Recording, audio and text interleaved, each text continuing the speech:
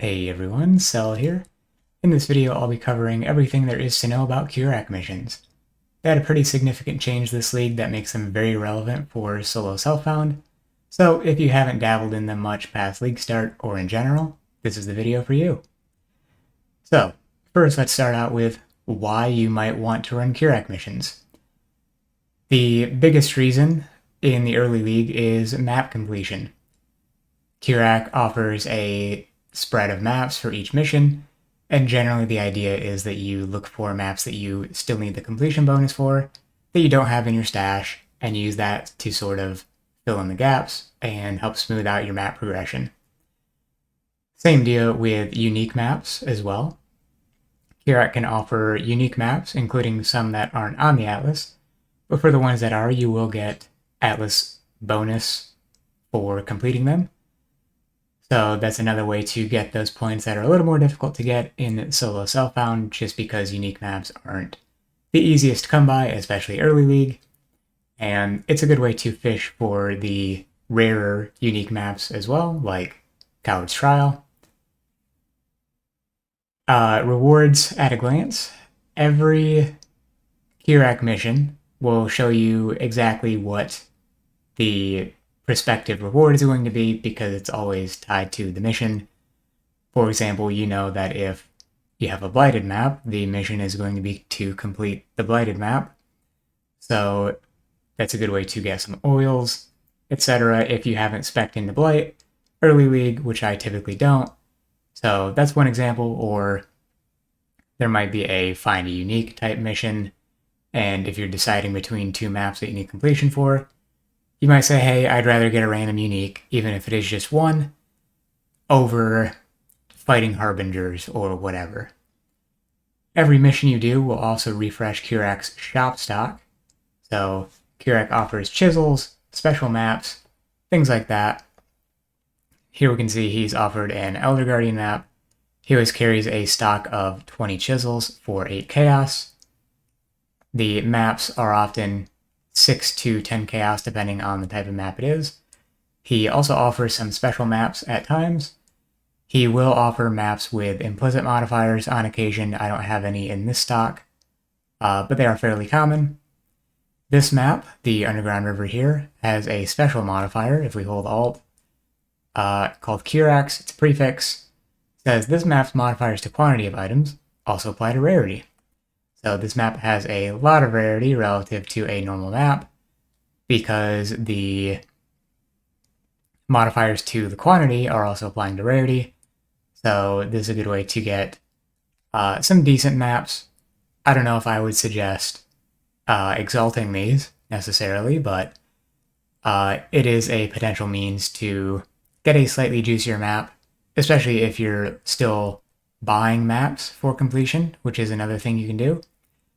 Every time you open a mission, again, shop stock will refresh, and you'll be able to go in here, hold Alt, and see whether you have the Atlas map completed in general or the bonus objective completed, and that becomes more relevant over time, when you need to do more red maps and you're going to corrupt them, potentially bricking the map or changing it into a map you've already done, for example. You'll want to be checking shop stock more regularly for maps that you still need completion for. Lastly would be special map missions from enchanted modifiers on the map. I'll cover this in the later portion of the video, but the gist is that this league they got rid of the old Master Memory Atlas system in favor of Egon's memory maps.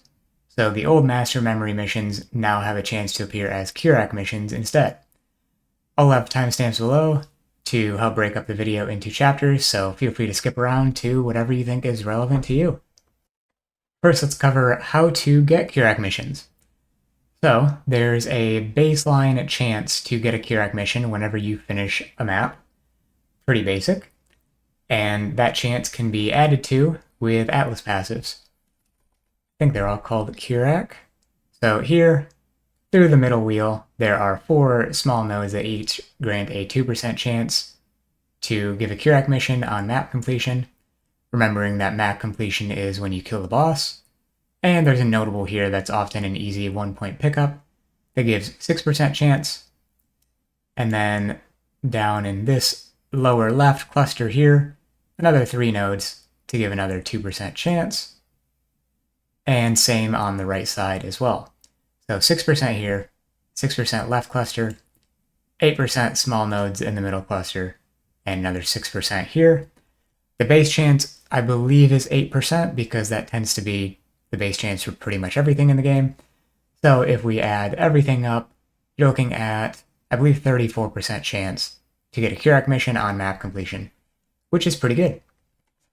The tier of the mission you get is also based on the tier of the map you complete. White maps give white map missions, yellow to yellow, red to red.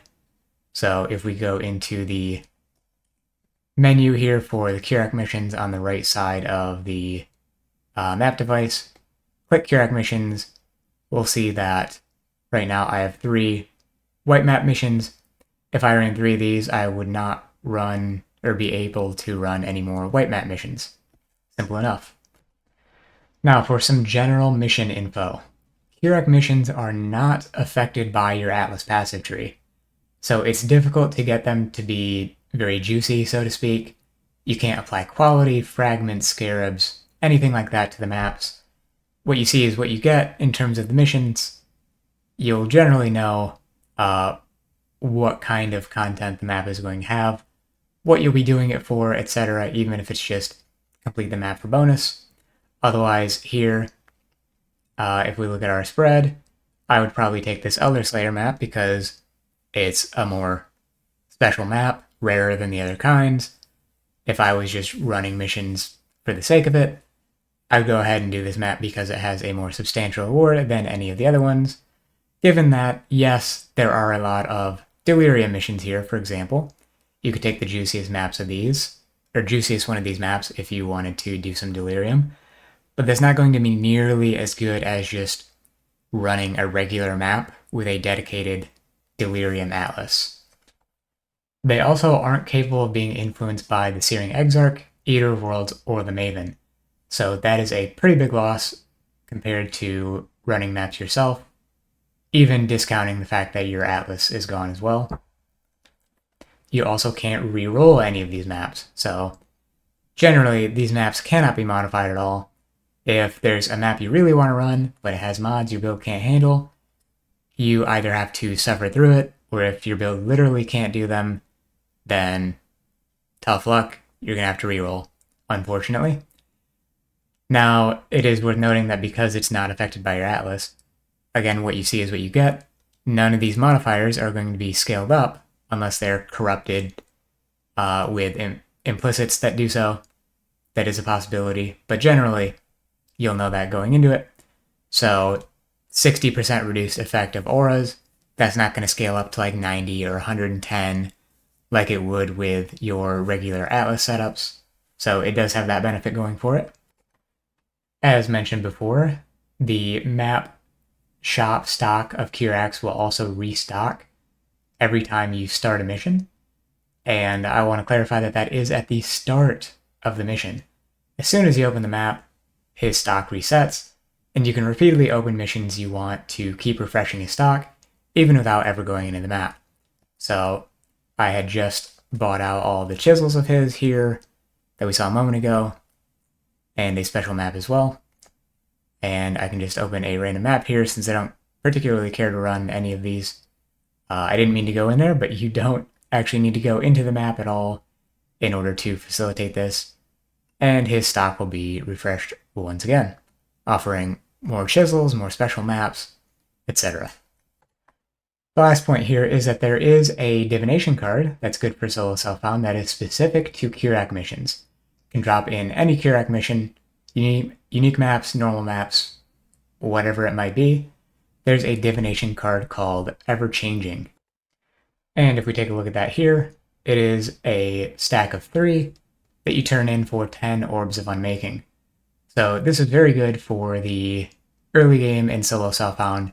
As you're doing Kirac missions, you're likely to get one of these every couple of maps, and end up getting a few full sets as a result, which can help supply your early unmakings for whenever you want to start switching away from your early game Atlas tree setups and into a later game one. Now, say you don't have any missions you want to run in Kirac's offerings at the moment. I do here, so I won't open up a random another one again, but there are two things you can do in this scenario. One, you can open a map, start a mission, that will reroll all of the offerings that he has at a baseline kind of reroll, nothing special about it. And that'll come at the cost of a mission, of course. Or you can use scouting reports. Now, I won't use any of these, I guess, because I have a mission that I actually want to run, but I will go over each one and what they do. There are 9 in total. So looking at them in order of rough commonality and usefulness from early to late game. First, we have the Explorer Scouting Report. This will prioritize uncompleted maps where possible. So say you only have one map left that you need completion for, among non-unique maps, notably. This will pretty much guarantee that you will get that map in Kirac's offerings. And I believe if you specifically only have one left, all of the maps will be that map that you don't yet have completed. So, if you have all maps completed, this is essentially the baseline normal reroll. This is the most common strategy for, or the most common scouting report, rather. It is worth noting that there used to be a strategy where you would keep a map with good divination cards incomplete and use explorer's reports to always roll that map, hoping for a mission to find a stack of divination cards. That mission was removed several leagues ago, so that isn't possible anymore. Just a historical thing. If you're wondering if that's still a thing, no, it is not. Next up is the Vaal Scouting Report. This one is common, but not as common as the Explorer's reports, and this doesn't have any bias towards your non-complete maps, but it will corrupt all 9 unique maps, could give them implicits, could do nothing, could reroll, which is essentially doing nothing, or they could be 8 mod corrupted maps as well. These are especially good for red map bonus completion when you aren't after super specific maps. Get a wide spread of different red maps. Since they require you to run corrupted red maps to get the bonus for them, this is a good way to go about doing that. Next up is the Singular Scouting Report.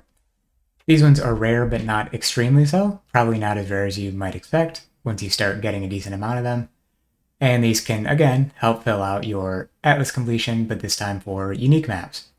Every time you reroll, it'll include at least one unique map, and it's worth noting that all of these reroll every bracket of maps, so white, yellow, and red. If you're after a particular unique map, it is very worth getting a handful of missions at each tier, white, yellow, red, so that every time you use a singular scouting report, you've got 3 different chances at the unique map, because it'll include, again, one unique map in each bracket. And that goes for most of the reports. They'll reroll everything. Some things are fairly specific to red maps, though, so keep that in mind as well. By that I mean some things only will be capable of rolling in red maps and not the lower tier maps.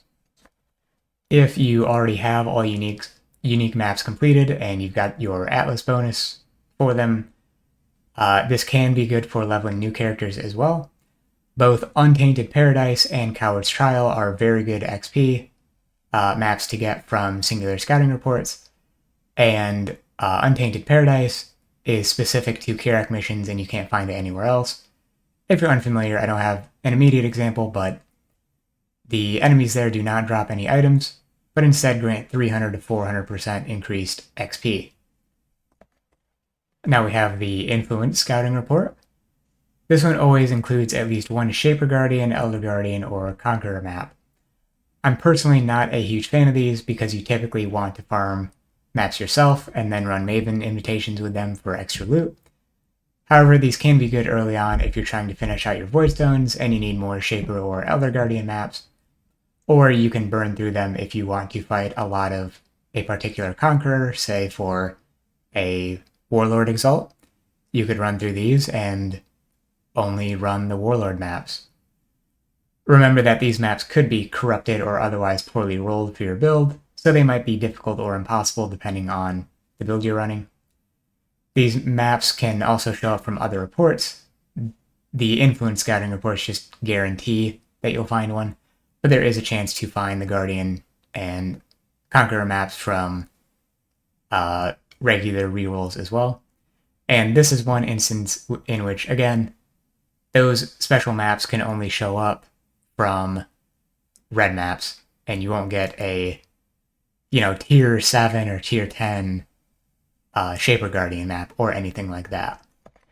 Now, the 4 scouting reports we've covered so far can drop from any content at any time. The remaining 5 can only drop if you enable them to drop. And you do so by looking at the Atlas passive tree.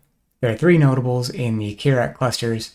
The one in the middle here on the right side of the cluster gives a chance for scouting reports to drop as Blighted, Delirious, or Otherworldly scouting reports.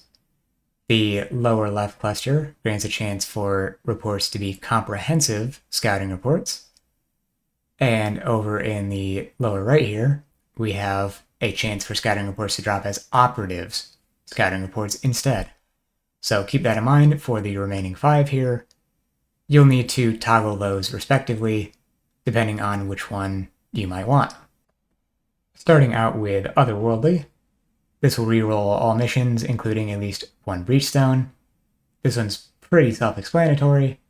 I feel like it's good if you're after specific breach uniques, similar to what I said about Conquerors just a moment ago.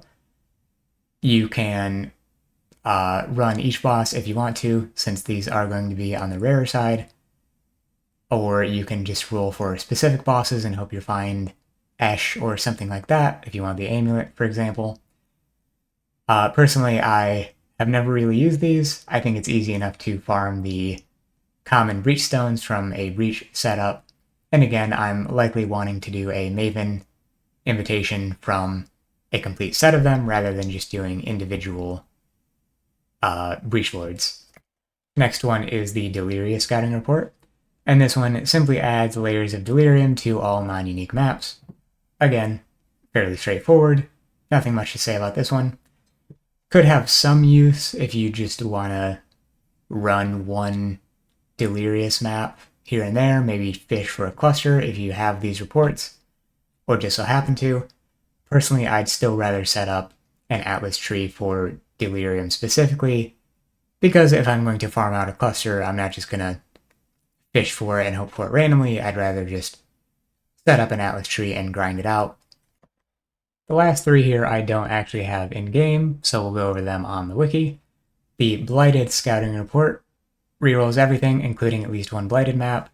Blighted maps can be any tier, so you will get 1 at each tier, but you'll probably want to run them at the highest tier you can for better oil rewards. This is a personal favorite of mine, not just this report specifically, but running Blighted maps from Kirac. They are generally more difficult and less rewarding because you can't anoint them, because again, you can't modify the maps for the missions whatsoever. But it is very convenient to get your early oils this way and not have to spec into Blight or go through the slow way of like using Blight on the map device or the Scarab with no sort of bonuses. Blighted maps don't have those kind of bonuses anyways, except for anointments.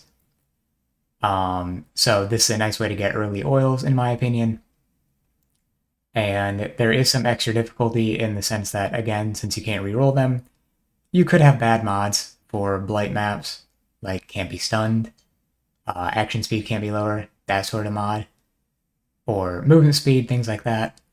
But again, the cost is relatively low. You don't have to go out of your way to get these, usually. So something to consider on your League start endeavors.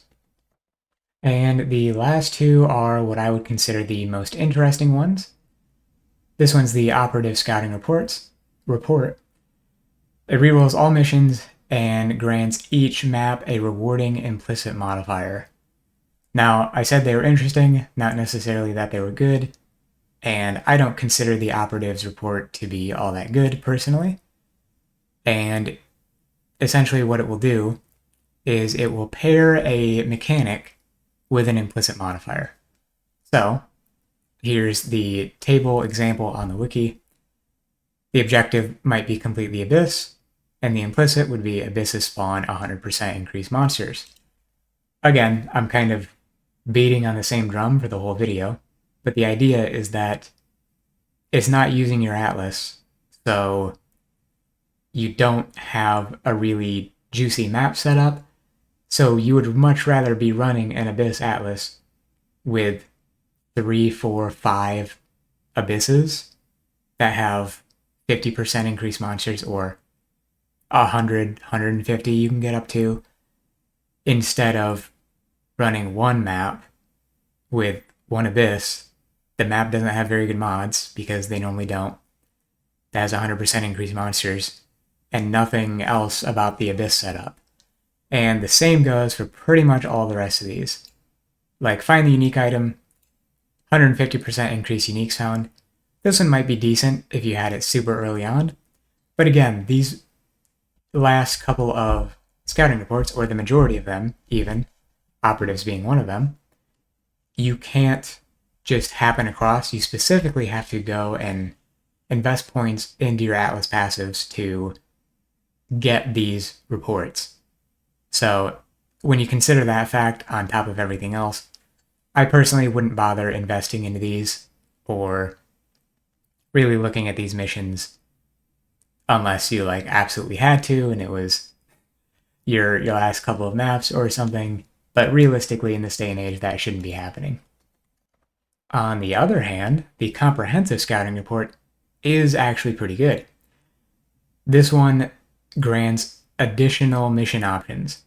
Now that's kind of nebulous, so what that means is, instead of getting 5 to 10 maps in the window as you normally do, the entire map selection will be filled. So I'll hop back in game for a second to showcase that. Sorry for the harsh transition there. But you can see this, I have 6 maps for. Oh, sorry. This is a 4x4, not a 5x4. So you can have up to 16 missions in here, but you normally have 4 to 8, let's say. So 6, pretty normal amount.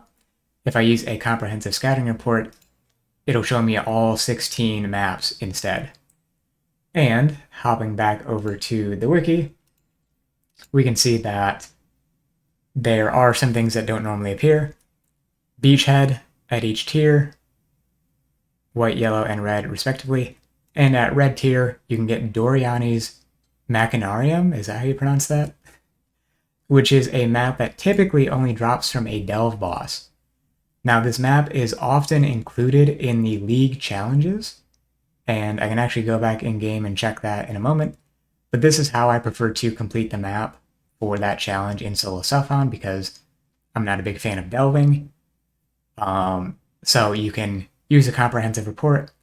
You tend to have a pretty decent chance of getting this in a handful of comprehensive reports, and that'll be an easy way to get that map completion.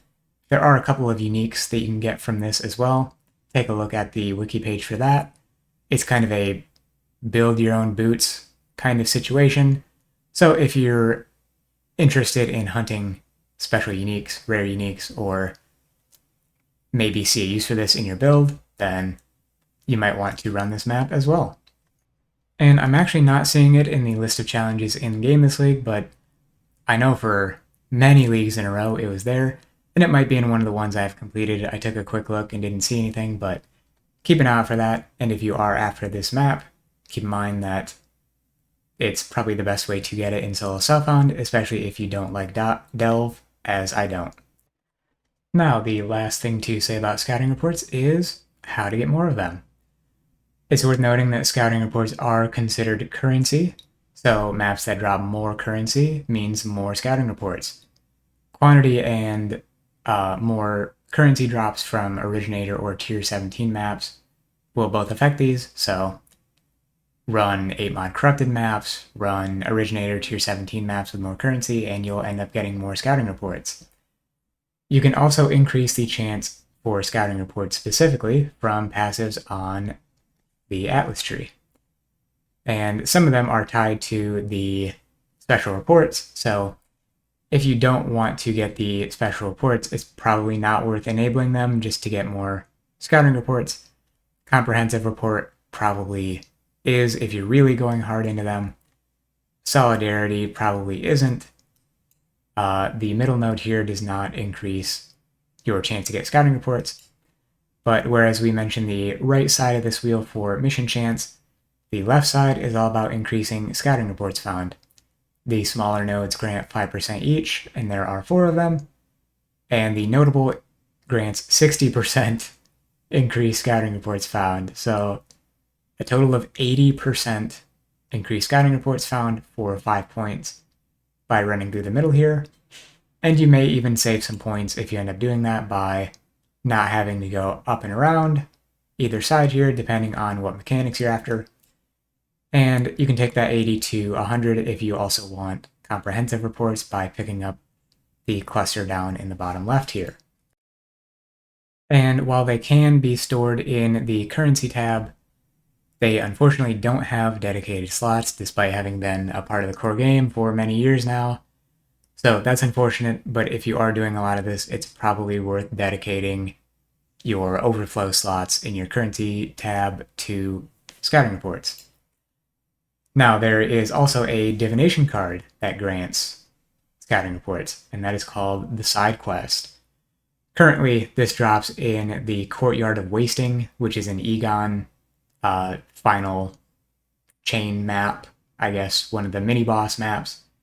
And it also drops in Iceberg, and we can double-check that here. Hold Alt, you can see the side quest. It is a fairly common card, so if you're interested in farming a lot of reports, maybe check out the Iceberg map. It's not like you have to do it instead of doing the general currency farm to get reports, so I would maybe run whatever currency farm you're doing on Iceberg and get the side quest kind of coincidentally. It's a stack of 5 and you trade it for 20 random reports.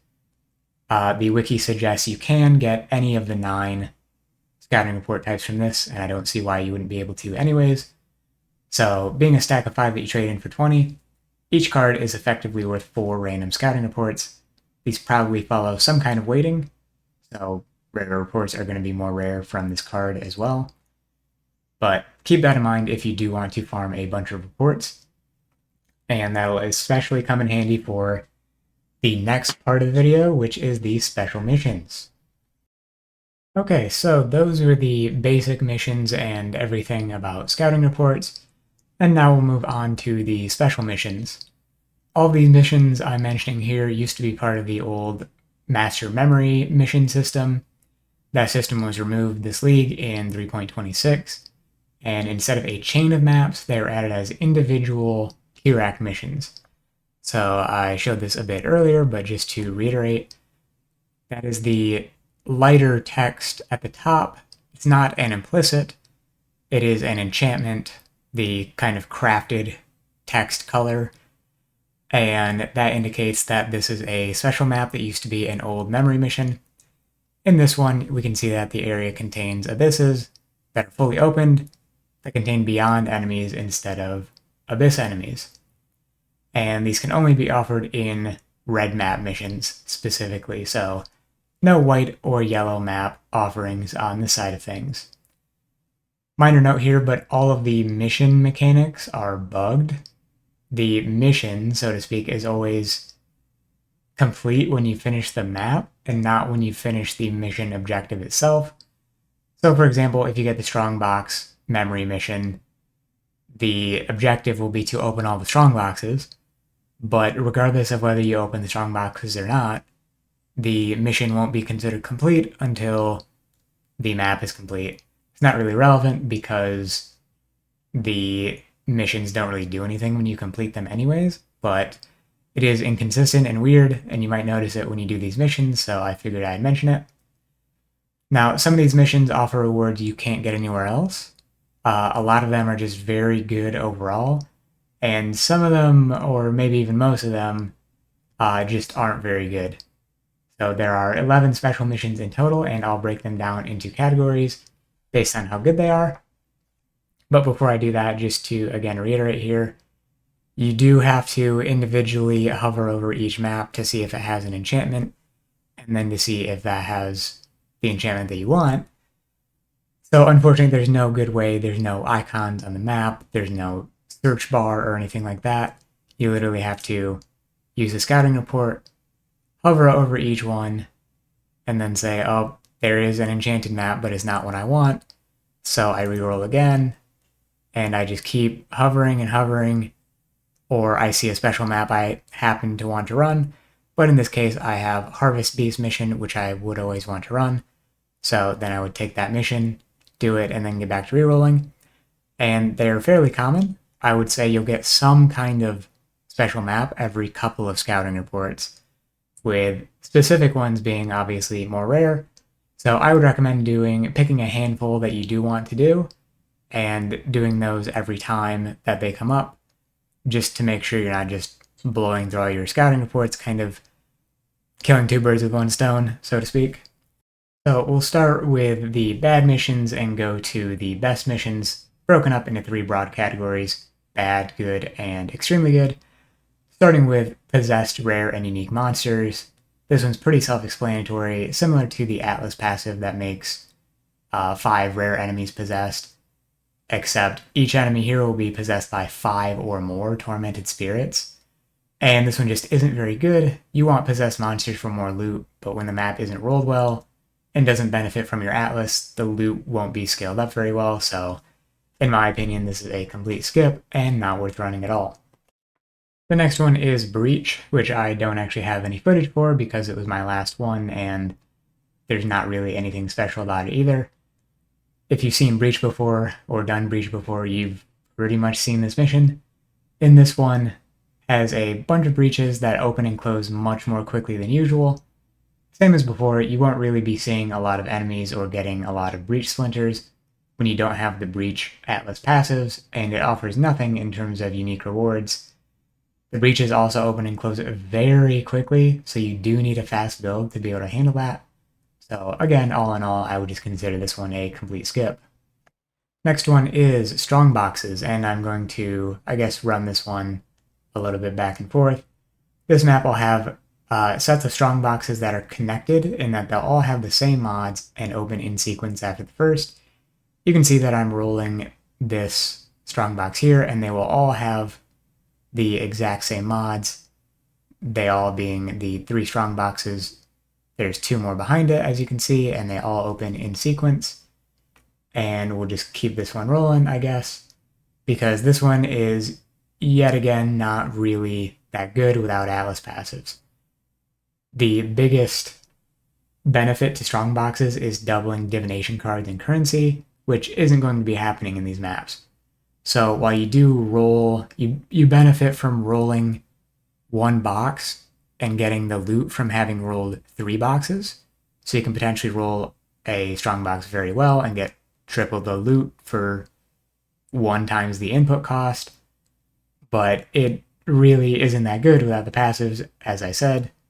And it can spawn as little as 1 chain. In that example map I had, it was literally a single set of Strongboxes. So 3 Strongboxes. It's much more worth just to do Strongboxes normally, even without Scarabs. Next up is Harbinger Portals. Around the map there will be numerous Harbinger Portals that work similarly to the end of the beachhead maps if you've ever done one. Harbingers will come out, do their thing, and the portal will drop currency shards. And ultimately, I'll let this one play out so we can see a bit of the loot here, but it drops very little in terms of currency shards, and so this is outshined by Harbinger Atlas setups by a long shot, and even Beachhead itself is ultimately going to drop more Harbinger-related loot than running one of these maps. Unsurprisingly similar to that is the Harbinger Form maps. Players will take on the form of a Harbinger, as you might be able to see a little bit by my character amidst everything in the background. I'm kind of got that blue effect. And all dropped items are converted into currency shards. Killing enemies also has a chance to spawn more Harbinger enemies with the blue circles that you're seeing right now. And this one just has the same issue as the last one. Even though you're converting everything into Harbinger currency shards, you just get way more currency shards from Harbingers in a proper Atlas setup with Scarabs. And going back to harp on another old issue with many of these maps is that you can't juice the map at all, can't add more mechanics, can't roll the map, can't run it with 8 mod corrupted maps and scale up with map modifier effect. So you can't really get more shards to drop from each map than just what the baseline is, which is very unfortunate. And last in the set of bad special mission maps is the Pantheon Shrine map. This one is pretty cool and pretty fun if you just want to run it a couple times to see what's up with it. But essentially, it's a map similar to a typical domination setup, and it will spawn a bunch of shrines that are Pantheon-related shrines that are guarded by Pantheon monsters, at least one rare Pantheon monster.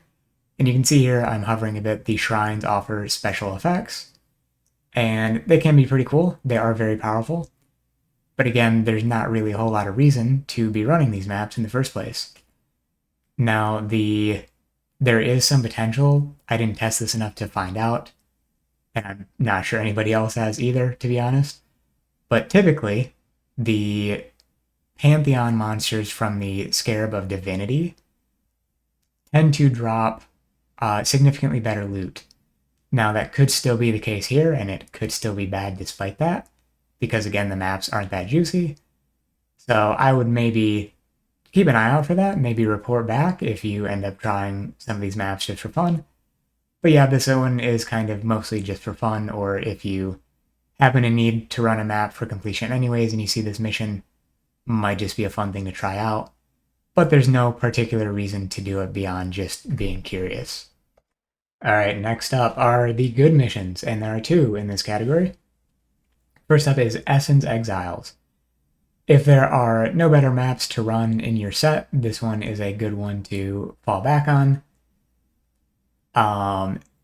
Decent for a handful of essences. There's really nothing special compared to typical Essence Atlas setups. Other than the fact that this one still has the old effect of the Atlas passives where enemies with a Shrieking Essence will be duplicated. So that is Shrieking specifically. If you have a bunch of Deafening and no Shrieking, it won't get duplicated. It has to have a Shrieking specifically, and I kind of showcased that there in the first Exile, had a Shrieking. Now, I don't believe it says that anywhere on the map, but it's pretty easy to observe. If you just pay attention, you'll be getting twice as many essences and fighting twice as many Exiles if they have a Shrieking Essence. So yeah, this one's good for a handful of essences if you just want them early on or need a couple of them to do something. But typically essences are something you need in high volume anyways. So that's why this is in the good category and not the great. And it is the worst one I would consider doable, in my opinion. Now this next one might come as a surprise for some people, but I would consider the Beyond Abyss map to be better than Exiles and probably the 4th best mission overall. Now, in this map, Beyond monsters will spawn along some Beyond-themed abyss cracks in the ground that are already existing. You don't have to run along them like with Abyss typically. The map also gets a pretty cool darkened effect. I believe an Abyss, or a Beyond boss rather, always spawns within the map, but that won't prevent other Beyond enemies from spawning. It's just kind of always there kind of deal. So this can be a decent way to get a little bit of Beyond currency, tainted currency from the Beyond boss. And it is, in my opinion, the best way to get corrupted 5 or 6 mod Abyss jewels. There is a passive that gives you a chance to find those from the Abyssal Troves in Abysses, in your normal maps, but in this map, any Abyss jewel that drops, I believe, from the Beyond enemies will be corrupted 5 or 6 mod Abyss jewel. Now, those Abyss jewels typically aren't that good and aren't really worth going for, but I consider this one of the best special missions because this is the best way to get those jewels if you are after them. If they do anything to change the generation of those corrupted jewels, like they make them better on average, give them a better rolling system, then I would certainly take a look at this, because this, again, in my opinion, is the best way to get corrupted Abyss jewels. Now, you could also just be doing it for the jackpot kind of sake of it. If you're rolling maps, you can put this into your list of missions you're willing to run. The maps don't take that long, after all, and you'll get a nice little pile of jewels from each one.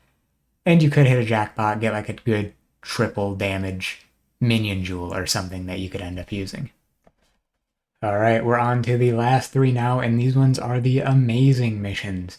I would pretty much always run these when they come up, if you can handle the map that they are on. Unless you are really focusing in on like some hyper efficient, I really only want a specific thing out of this, I would run all 3 of these next missions whenever they come up. And the first one here is the reverse incursions. So this mission will spawn several incursions, but instead of you going into them, the enemies come out of them. This is similar to the Strongbox Stream of Enemies mod or Ritual. They're kind of enemies spawning in sequence. There will also be the Incursion unique enemies spawning, and those unique enemies have a chance to drop items with temple mods. This is one of the best ways to get temple mods in general, and act as a good alternative to building and running the temple itself in order to get those items. So if you want a pair of gloves that you're trying to fracture with the hybrid cold resistance and damage against chilled enemies mod, this is the personally the way I would go about getting those instead of building temples. I would roll for this mission and run this mission repeatedly, and as a byproduct, you'll get some other temple modded items that you might find useful as well. Now, it is especially worth noting here that there will be more than 3 incursions. The default is 3, typically with your Atlas you'll have 4, but you will have more than 4 as well. I usually see 5, but I have seen as many as 6 incursions in the maps that I've run, and it's possible you can get even more than that. I'm not sure. It's also possible you see less than 5, but 5 is the lowest that I've seen personally. So, yep, I would call this one the either the second or third best, depending on how much you like the next 2. Second to last one is the Sacred Grove. The Sacred Grove will contain large plots and have all 3 types of harvest plants in it. So it's not pick one, you just go around and click each one. In all of the maps I've done, it's had all 5 plots. I don't know if it's possible to have 3 or 4, but you'll very often get 5 at the very least. And this one is excellent for getting a good spread of life force. It's pretty typical to get 4,000 to 5,000 life force per map, and they're quick in and out maps because you're going around finding the Sacred Grove, doing all the harvest plots, and then leaving because you have no other reason to be in the map. Even on the low end in this map, I believe I got 3,000 to 3,500 life force, which again, for not having to set up an Atlas to specifically get harvest supplies, I think that's pretty good. This is, in this league, my go-to way to get harvest juice because I don't want to keep switching back and forth between my other more permanent Atlas setups. I usually have a lot of scouting reports and a decent amount of Kirac missions that when I need some life force, I just go ahead and do one of these missions. If you really need a lot of life force for a particular craft or some other league mechanic reward swapping, then I probably still would set up an Atlas for harvest and then run down your duplication scarabs. But if you don't have duplication scarabs, I would probably just focus solely on this mission. and getting scouting reports and rolling for this mission instead. This mission is also very good for finding tier 4 harvest beasts, which means it's also good for Oshabi and by extension the sacred crystallized life force, which is the white one if you're unfamiliar. And it's pretty common to see a tier 4 harvest beast, or plant, I guess, in every couple of missions, and I've fairly frequently seen 2 harvest beasts in the same plot, so like an individual plot, or I've seen multiple single harvest beasts in the Sacred Grove. So very often you'll see one, and a little less often than that you'll see more than one, which is typically better rates than the other means of doing harvest. Last one is the big one, which is Einhar Harvest Beasts. This is pretty much a regular Einhar mission, except some of the beasts will be replaced by harvest beasts. Not all of them, but usually 3 or 4, typically, in a given map. And this is the primary source, possibly the only source, I don't recall, of harvest beasts for beast crafting. So if you want them, you're going to have to do these missions. They offer unique and powerful beast crafting options like rerolling synthesis implicits, adding metacrafted mods which can save you a lot of divine orbs, etc. It is worth noting that there is a harvest beast crafting option to get 5 Kirac missions, which can help sustain if you're doing a lot of different Kirac missions. So other than just generally being useful, I would run this mission for that sake, if nothing else, if you are doing a lot of different Kirac missions as well. And I'll post some information down in the description, including a link to the beast crafting options that are available as a result of doing this. I guess one other notable one that comes to mind is rerolling the Watcher's Eye mods. So if you have a Watcher's Eye, say it's got 3 mods, and only one of the mods is good, but it would be very good if you got another synergistic mod for your build. You can reroll individual mods. It picks one at random to reroll. So you kind of just do that with any one mod, Watcher's Eyes, until you get a good 2 or 3 mod one, depending on how specific the thing is you're after. But that saves a lot of time actually running, the Elder or Shaper Elder fights. And that'll be about it for this video. It's a pretty long one. There was kind of a lot to cover, and I wanted to make sure I covered everything in one place instead of just putting out, 10 different 5-minute long videos on each topic. So let me know what you think of this style of video down in the comments. Do you like listening to the background noise? Is it informative enough to warrant the video being this long? I'm certainly open to feedback for future videos. So if you made it this far, definitely thanks for watching. It's an insanely long video. Hope you were doing something at the same time as watching this. And I'll see you next time. Peace.